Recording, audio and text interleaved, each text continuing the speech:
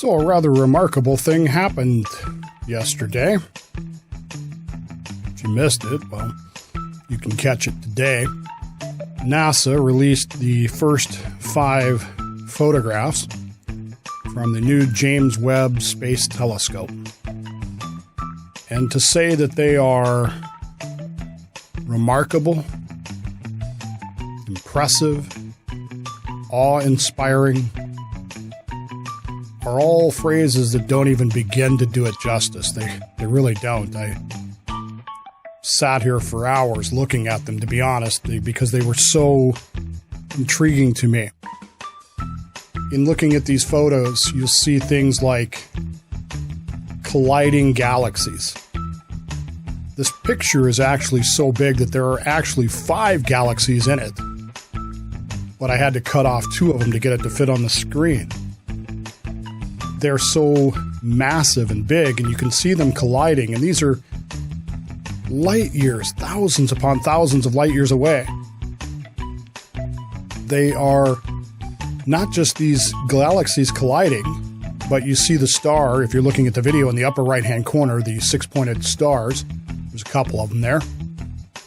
But everything else that you see behind those are galaxies with hundreds of thousands, if not trillions and billions and trillions of stars in them each themselves. And these particular galaxies are colliding and pulling each other, and you can see the effect of gravity. They showed us this incredible picture from the Carina Nebula, where stars are being born right before our eyes. Even though, universally speaking, we're in the era of decline for stars being created. It's still happening. And we see it there.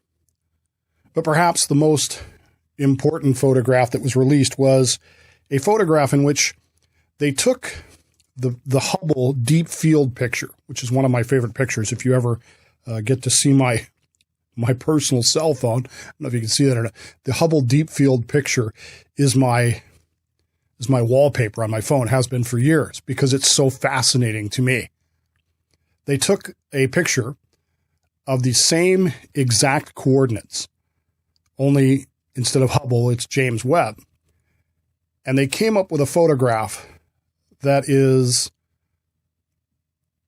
hundreds, if not thousands of times more detailed in ways that just make the universe make sense. And what you see in these photographs is literally as far as we can see. It is literally the edge of everything. And it's utterly amazing. One of these particular photographs that they took, if you zoom in on it, you'll notice that it seems distorted, that things are kind of bent. The galaxies that are redshifting, that are far, far away, are bent and kind of looks almost like they're kaleidoscoping around the center of the photograph. That's caused by gravity. That's those galaxies aren't really that shape. That's what the gravity that's pulling on them, pulling on the light, has done to it to do the gravitational lens, which is what Einstein predicted would happen. And there it is, confirmation of the theory of relativity right there. You can see it with your own eyes. I guess for me, when I look at these pictures, what I literally see, for me, I'm not saying you have to see this. What I'm saying is that what I see is literally the face of God. I know what I'm looking at is 13 billion years, light years away. 13 billion, if not more, 13 and a half to 14 billion years, depending on whose estimated you use. It is awe-inspiring to me to contemplate the universe, to sit here in my little office. I sent Rod and Bill a picture of my office today, and I'm not embarrassed by it because at least it's clean. It's just cluttered. And to sit here in this little office and think to myself how far away that is, how utterly beyond my ability to comprehend how far away that is just, it's not mind-blowing to me because I comprehend it, but it still makes me feel really, really small. And when I think about the universe 13.5 billion years ago, there was that spark. Now, look, I'm not going to sit here and argue with you about the Big Bang. I don't care if you don't believe in the Big Bang. I don't care if you think that the Big Bang didn't happen. I don't care. I don't care what you believe. What I care about is what I believe, what I have come to understand through my own experiences, through my own research, through my own studies, through my own life. 13.5 billion years ago, the Big Bang, which is the best scientific theory that fits all the observable facts. There may be facts we haven't seen. It's possible. But for the theories and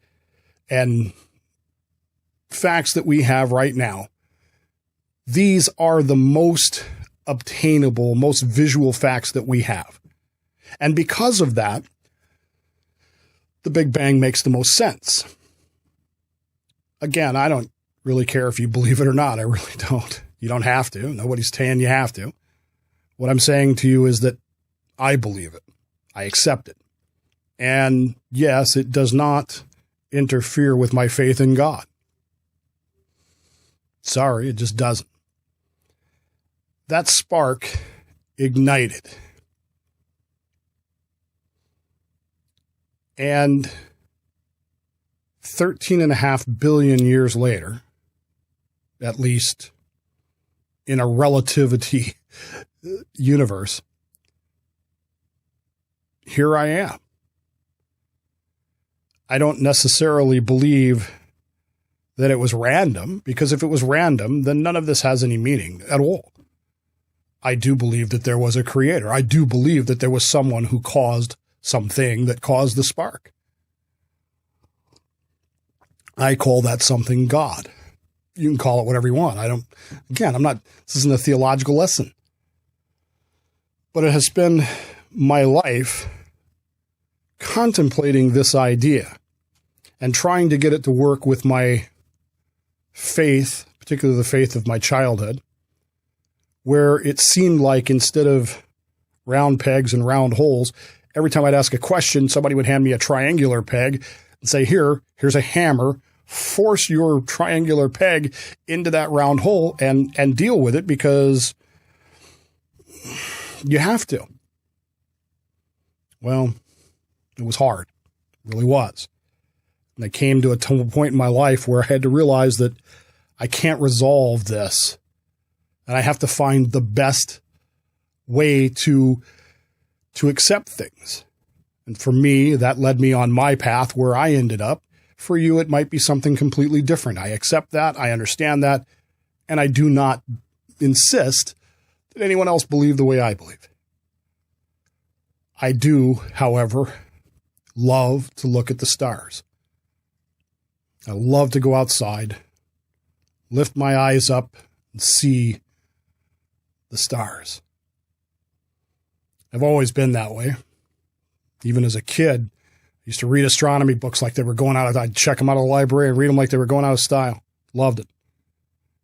The worst thing about being on the submarine, the worst thing about my Navy career was not crappy food, poor medical care, poor dental care. It wasn't long hours. It wasn't being separated from family and friends for months. None of that. The hardest part for me was being underwater meant I couldn't see the stars. I couldn't see the sky.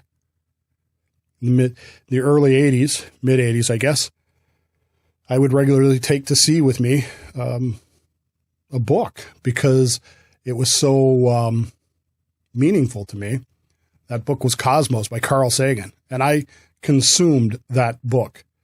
My original copy of that book, which I still have in storage somewhere, every page is marked and every page is thread, worn thin. And I would read that book and just pretend that I could be topside looking at the stars.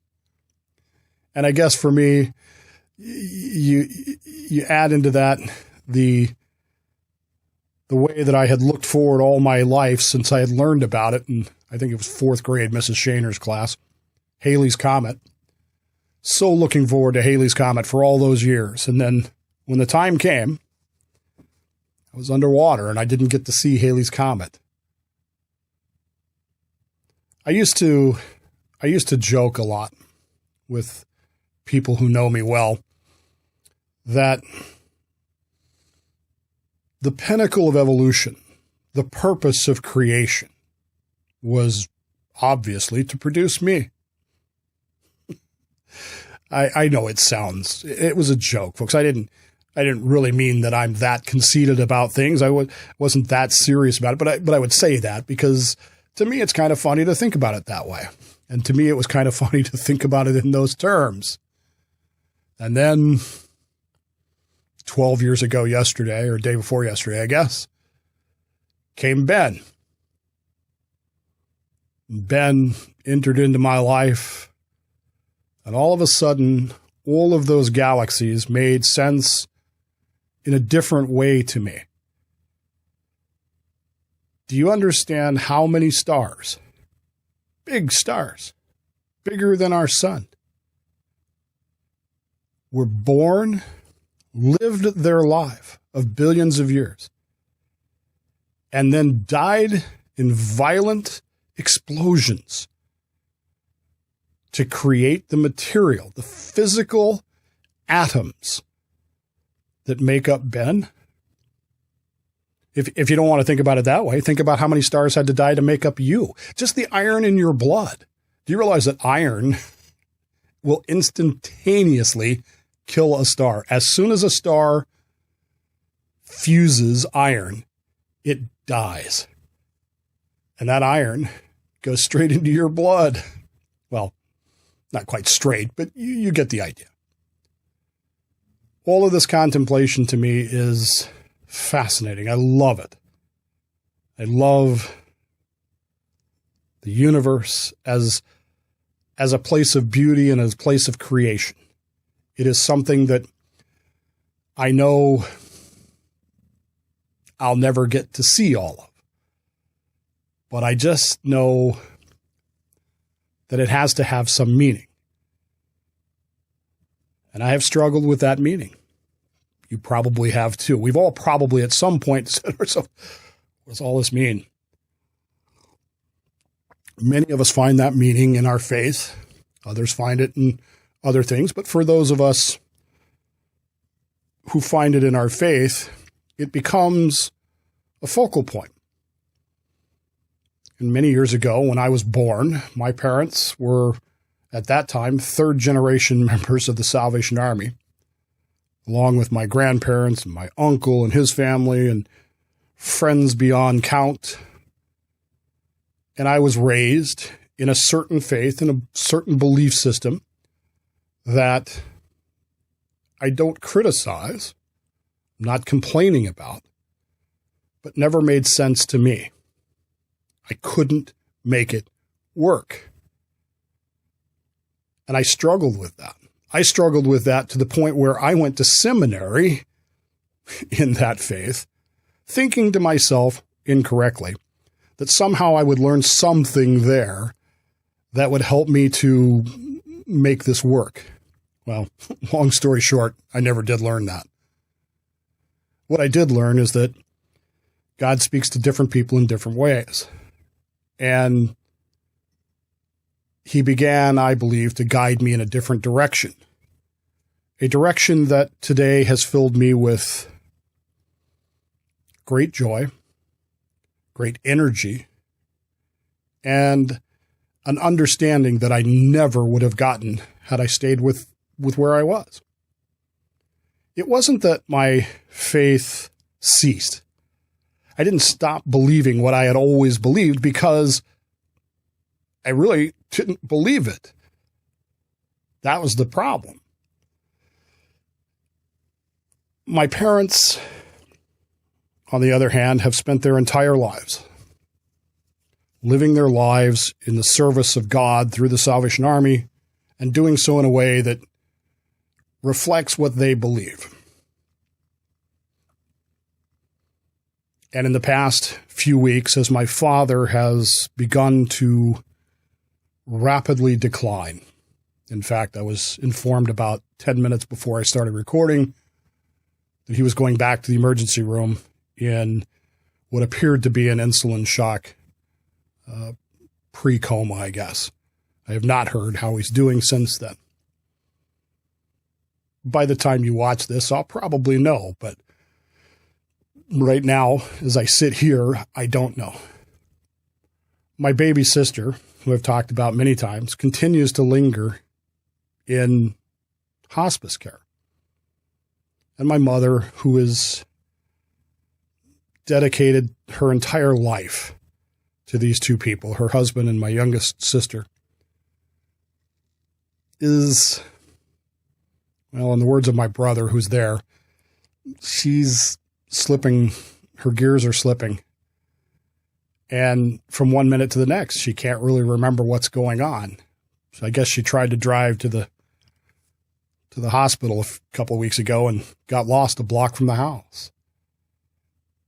And I've watched this happen, and I've had this conversation with my father last week about you can't reject what you've believed now. And it seemed to me at the moment that he was. It seemed to me that he was complaining that why does this have to happen? Why do I have to live like this? And why do I have to be tormented this way?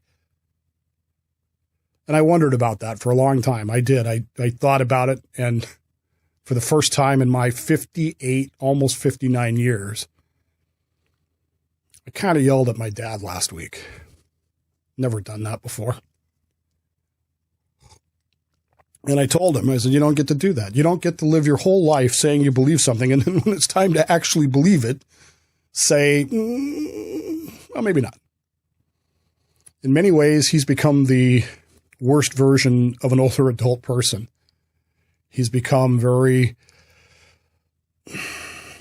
depressed, very in and out of lucidity. And I told my wife yesterday, I said, in most ways, and those of you who know me well will understand this, my father and I were very close when I was Ben's age. And then my father became a Salvation Army officer. And literally from the time I turned 12 to today, almost the only time I ever saw him was on Sundays when he was up front preaching. Saturday night when he was working on his sermon at home. Even with that, in many ways, the man that's sitting in that wheelchair right now or laying in that hospital bed right now really isn't the man I knew as my father anymore. His body has failed him. His mind is gone, if not gone already. And I found myself wondering, why would someone who served his entire life for God, why would God let this happen? When my uncle passed away back in 2016, month before my knee replacement, he went after a stroke and in a fairly, I don't want to say quick way, but it wasn't a long drawn out process, at least not from my viewpoint. My father and my uncle dedicated their lives to this idea, to this service. And now it seems like when that service should be rewarded, things were dragged out into a way that just didn't seem to make sense to me. If his mind, however, was gone, I mean, if everything in his head is just kind of at this point,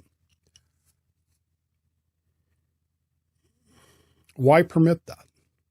And I found myself the other day yelling at God about, why are you letting this go on? Why?